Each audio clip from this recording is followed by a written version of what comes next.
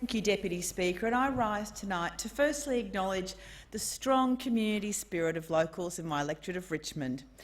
2020 has indeed been a very tough year for so many people in our region, of course, with the COVID-19 crisis, the job losses and the overall economic situation we're now in. Yet through all these challenges, we've just seen incredible generosity from locals, so many of them reaching out to help each other. And that's what makes the New South Wales and North Coast such a great place to live.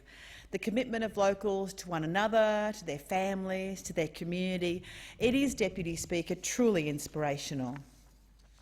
Of course, for our local businesses, there have been so many challenges this year, and it's great to see many of our retail, tourism and hospitality businesses opening up their doors again. And I will indeed keep continuing to call for more targeted assistance for our vital small businesses in our regions. They are the backbone of our local economy. I'd also like to thank our incredible healthcare workers, our aged care workers and our disability care workers. You've been at the front line working so hard to protect everyone. We're very, very appreciative of all you've done and indeed supporting some of the most vulnerable members in our community. And I'd also like to acknowledge and thank our police and emergency service workers, continuing to protect us all in these very, very difficult times. Thanks also to the charities, the support services, community groups and our wonderful RSLs as well. I know you've all found ways to adapt and support your members throughout this crisis. And can I also acknowledge and thank those working in our local supermarkets who did a remarkable job in extremely trying circumstances, especially at the start of the pandemic when there was so much widespread concern. It's also been a very challenging year for our teachers and students and parents who all work so hard to make homeschooling possible. I know it's been very difficult, but your ability to adapt has indeed been inspiring as well. And I do want to recognise all those HSC students, the class of 2020, have now finished their exams after a very difficult year.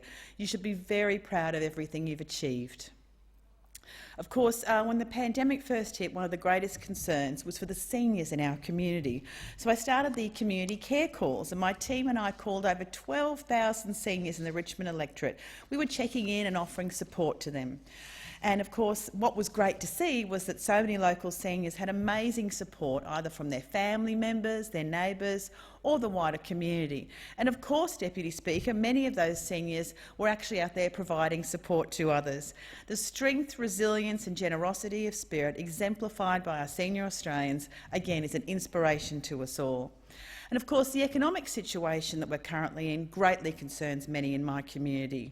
We need to do whatever can be done to keep local people in local jobs and support our local economies, and we still need the government to do much more.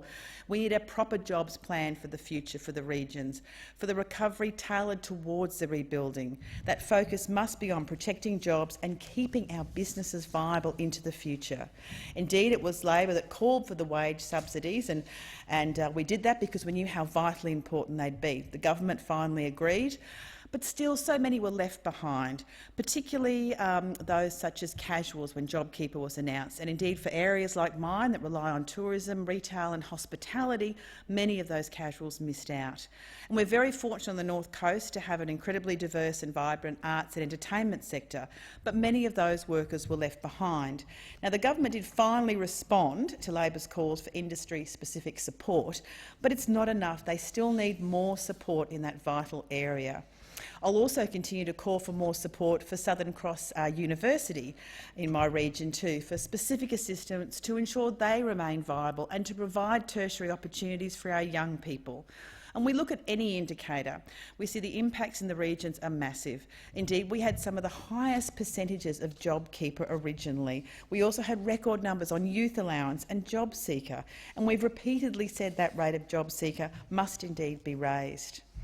Our regional economies need more support tailored to the needs of our area, the specific jobs plan, increased infrastructure investment and greater education and training opportunities for our young people. The fact is our regions matter, and this Liberal National Government must not leave our regions behind. Deputy Speaker, my community has shown remarkable resilience over the last year, and I'll always continue to fight for them.